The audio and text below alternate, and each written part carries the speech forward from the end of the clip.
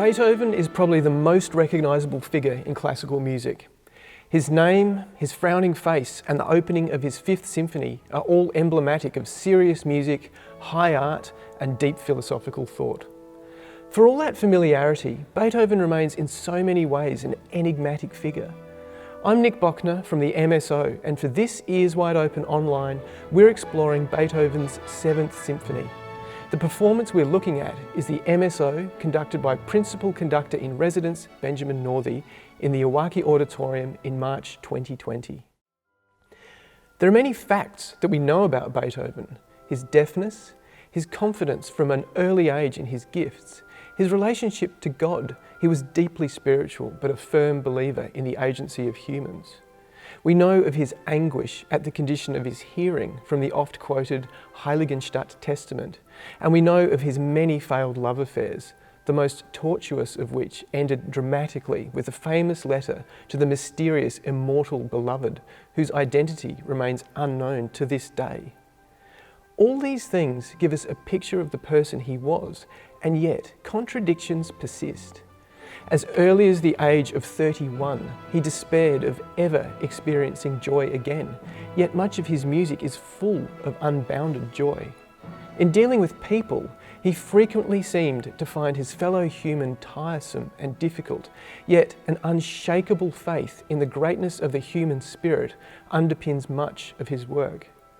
He was assured in his belief in his great musical gifts and destiny, and yet he still craved the admiration and applause of the world.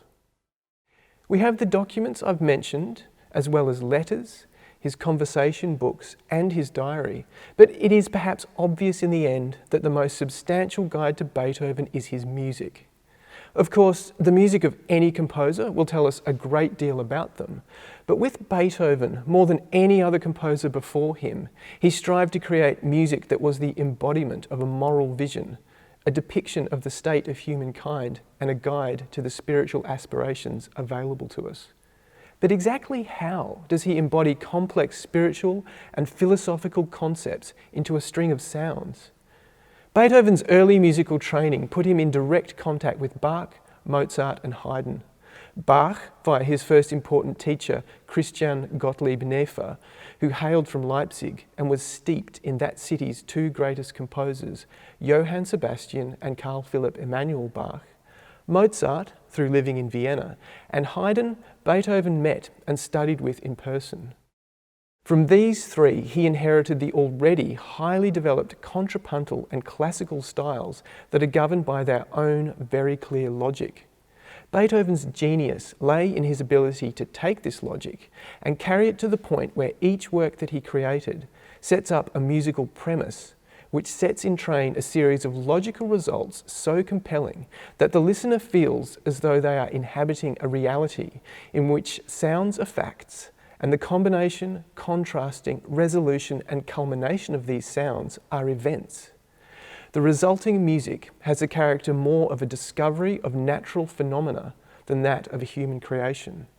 By definition, this musical logic cannot be described in words, but we can take a closer look at the music to try and grasp what is going on.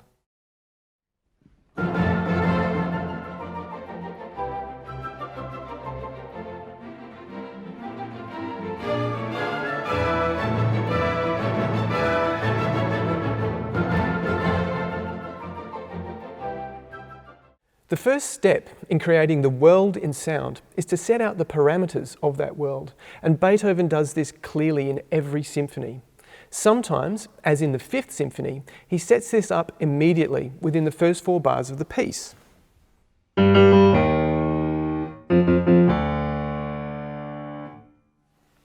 In contrast, the Seventh Symphony has the longest introduction of all, allowing Beethoven to set up a framework of musical parameters that will govern the entire work.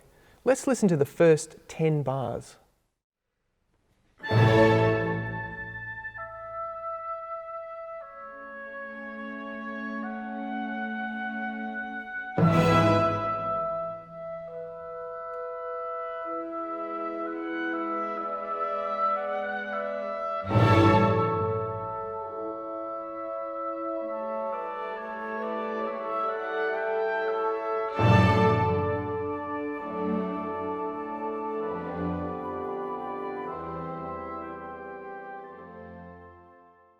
The first thing that happens is the full orchestra chord that establishes the key, A major. Left standing after this full sound is the solitary oboe, presenting this phrase of perfect symmetry, a falling fourth and a rising fourth. The second chord strike leaves us again with a single line, but it quickly splits into two. The third chord strike leaves us with 3 lines, and the fourth leaves us with 4. This is one level of this phrase. At the same time as this accumulation of instruments, we have an accretion of rhythmic values. The first 2 bars are 4 equal note values.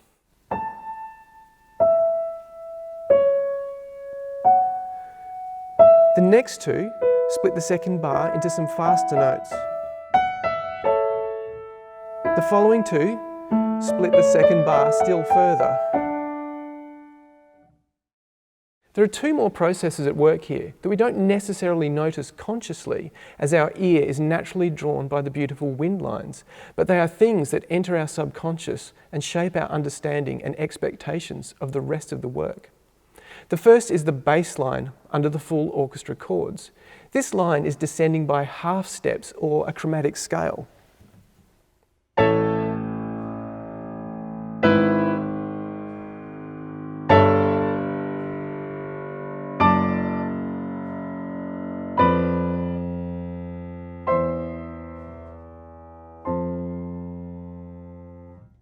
This is something which will be structurally important later. The second is that through this phrase, as wind instruments build up, there is a note that is held through each harmony. This focus on a single, static note is something that returns in every movement of the piece. Describing the compositional process as being governed by a musical logic might suggest somehow that the unfolding of the music could be in some way predictable or obvious. But on the contrary, it is the musical logic that allows something surprising and breathtaking that no one else would have thought of to make complete sense once we hear it. Following this opening phrase, the musical logic demands that something very different happen. After having had an unbroken line of 9 bars built from sustained notes moving over intervals of a 4th and 5th, we get a single bar of fast notes rising by step against a static note in the bass. This is answered by a single bar that is a version of the first bar, and we sense that these 2 apparently disjointed ideas are somehow connected.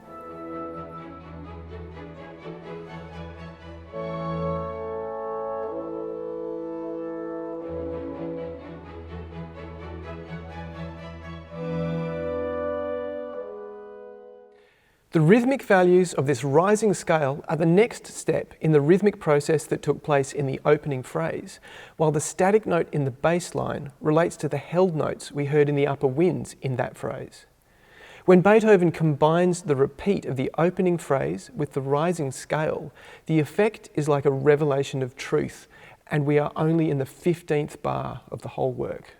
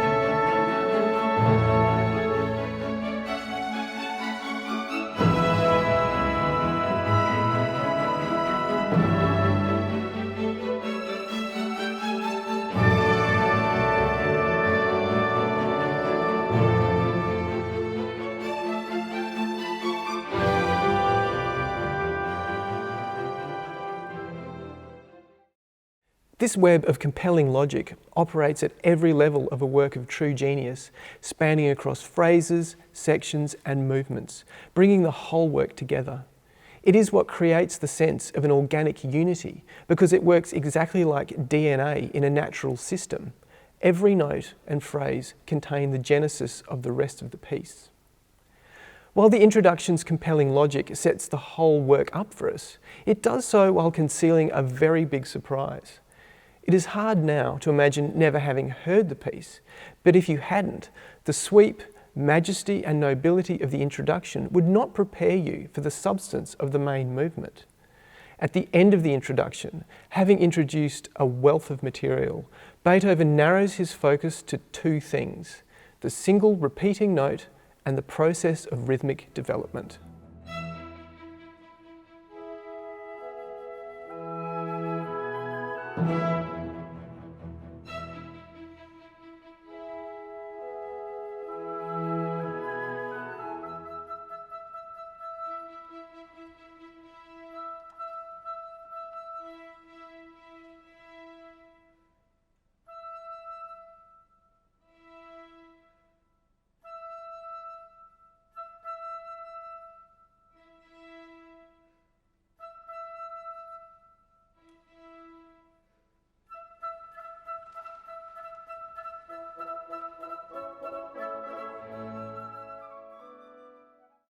And now we find out what the Seventh Symphony is really about, a celebration of rhythm and dance.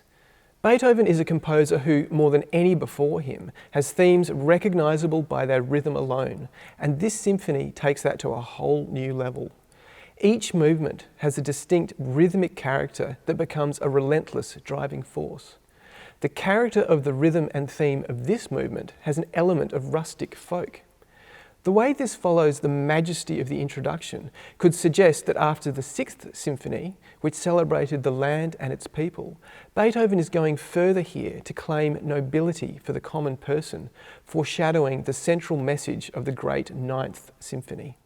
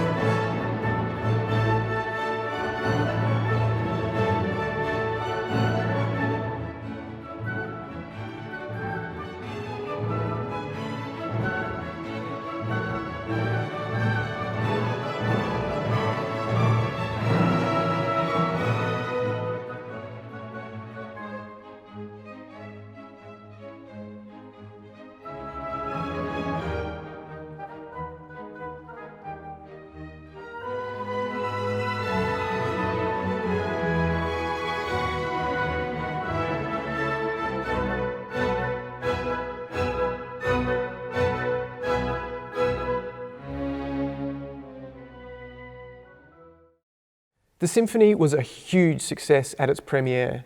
Given the quality and accessibility of the music and the star status of Beethoven at the time, this is no surprise.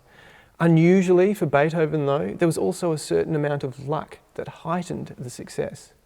It was premiered at a benefit concert for wounded soldiers in the immediate aftermath of Wellington's victory over Napoleon. This meant that not only was the joyous, celebratory mood of the piece heightened by the atmosphere, but also that there was the opportunity for a companion piece on the program. Beethoven had been approached by Johann Maelzel, inventor of the metronome, to collaborate on a work for his automated panharmonicon, and together they produced the battle symphony Wellington's Victory. The piece has been described, justifiably, as opportunistic, gimmicky, fortissimo hokum, and the Viennese loved it. This pairing of the sublime with the ridiculous amplified the success of the Seventh Symphony, allowing it to raise a good deal of money for veterans and later for Beethoven himself.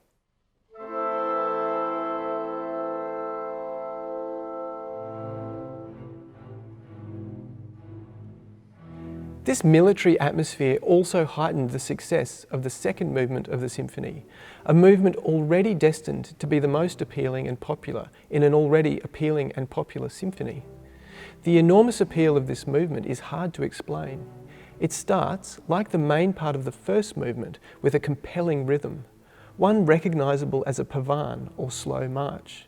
The first half phrase of the movement holds us with the single note melody, which harks back to the held notes in the introduction of the first movement.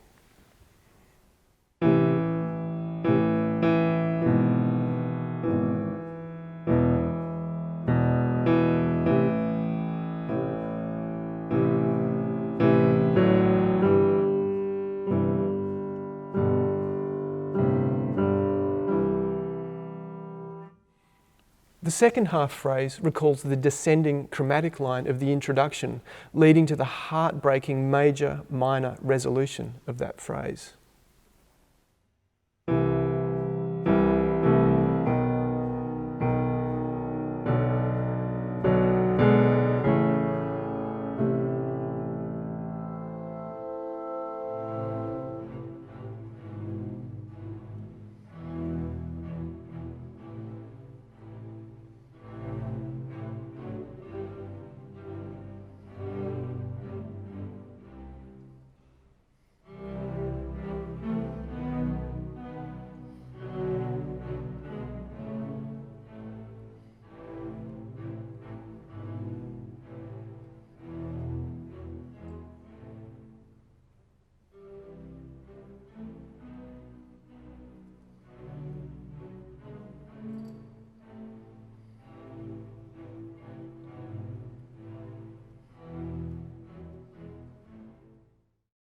Now begins a series of masterful variations of this compelling theme.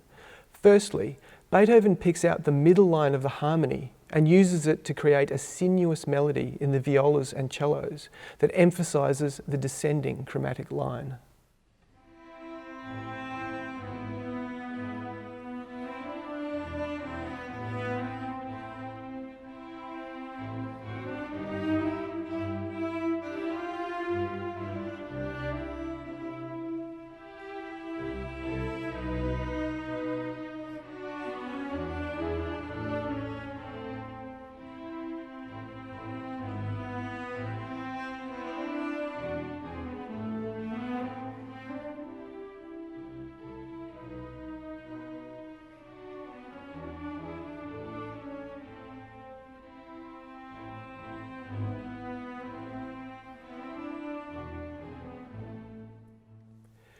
Having started this theme with just low strings, Beethoven now adds instruments at each variation to create a very long crescendo.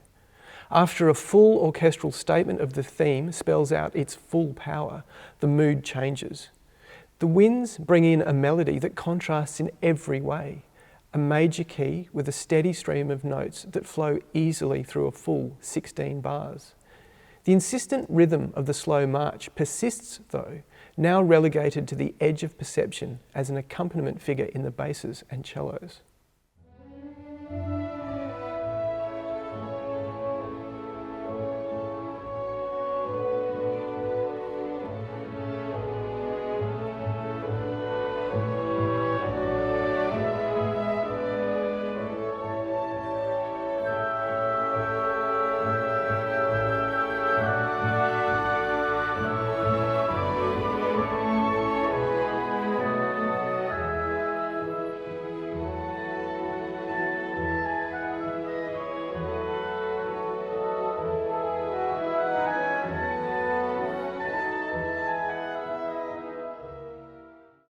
Maintaining this audible connection with the opening darker section means that this section of light is cast as a reminiscence or dream of happiness rather than a real transition to that state.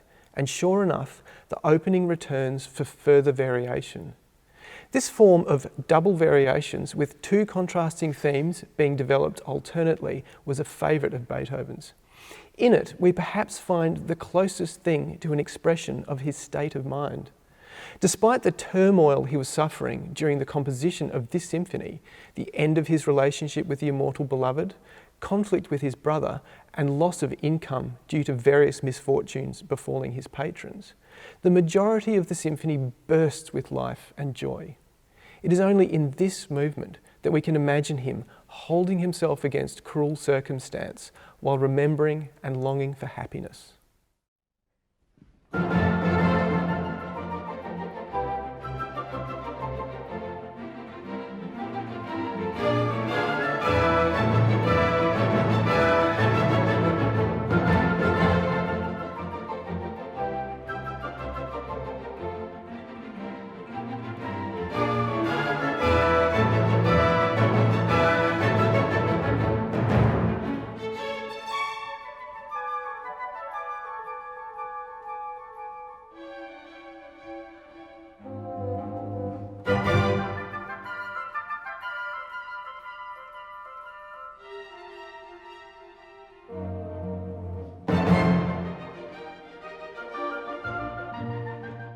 In a symphony dedicated to the spirit of dance, the scherzo, the movement that always evokes dance, is going to be quite something.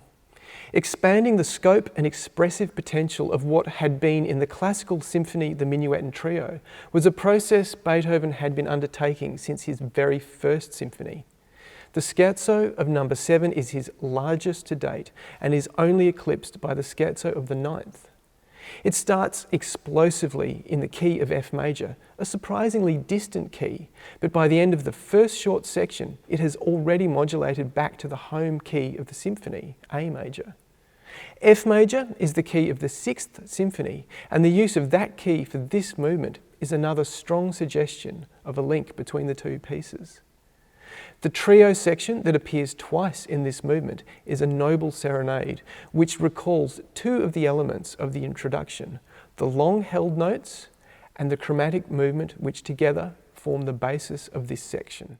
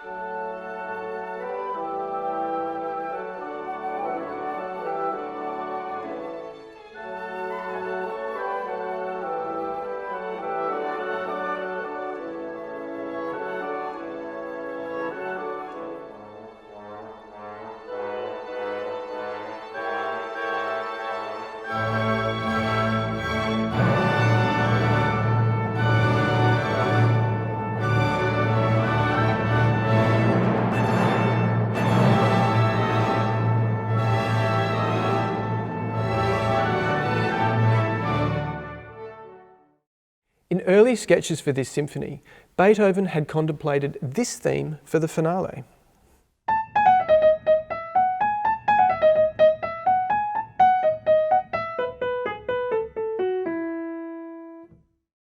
While there is no doubt that in the hands of Beethoven, this theme would have provided a satisfactory summing up and rounding out of the preceding movements, he soon discarded it in favour of a rather more unorthodox idea that allowed him to drive the energy of the symphony to an ecstatic level. The source of this melody is rather surprising. In terms of minutes of music composed, one of the largest single genres of music by Beethoven was arrangements and settings of Irish and Scottish songs that he undertook primarily as a source of income. He nevertheless took the work very seriously, and there is a large amount of correspondence in which the publisher of the works in Edinburgh frequently praises his work whilst always asking for greater simplicity. In the mini coda of a song called Save Me from the Grave and Wise, which is based on a traditional Irish tune, we find this.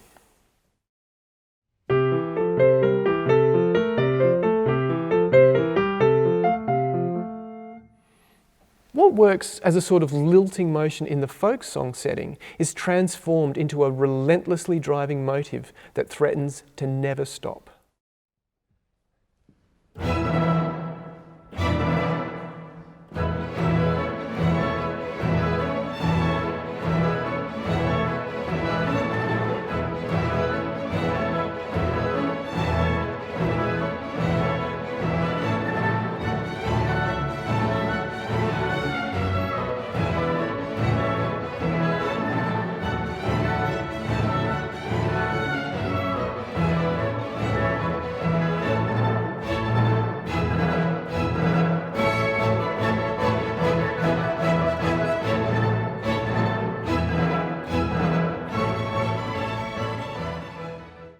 feature that creates much of this forward motion is the relentless repetition of a single note on the second beat of the bar, yet another appearance of the held note we heard in the introduction. For the coda of this movement, the chromatic motion that was introduced in the introduction makes one last very important appearance. After passing the theme through the instruments of the orchestra, the cellos and basses descend to the lowest part of their register and start to grind away at the notes on either side of E.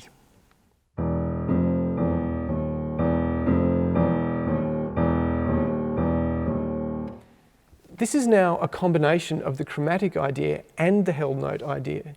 This causes a long build-up that results in Beethoven having to use a dynamic marking he had never used in a symphony before, fortissimo, an indication that this moment is not a peak just in this work, but in fact in the whole arc of the symphonies so far.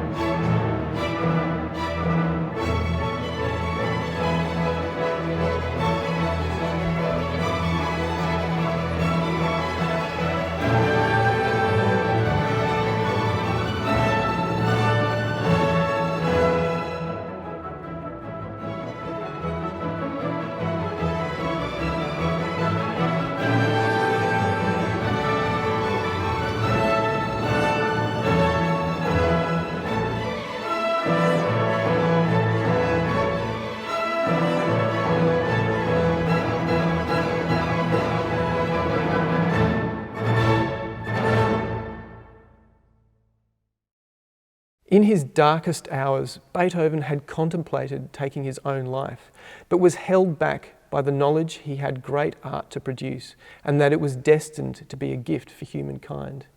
In most people, this would be hubris, but as we listen to a work like this joyous Symphony No. 7, we can easily understand how Beethoven attained his status as the most beloved and influential of composers, and can only be grateful that Beethoven understood the enormous value of the gift he would leave us.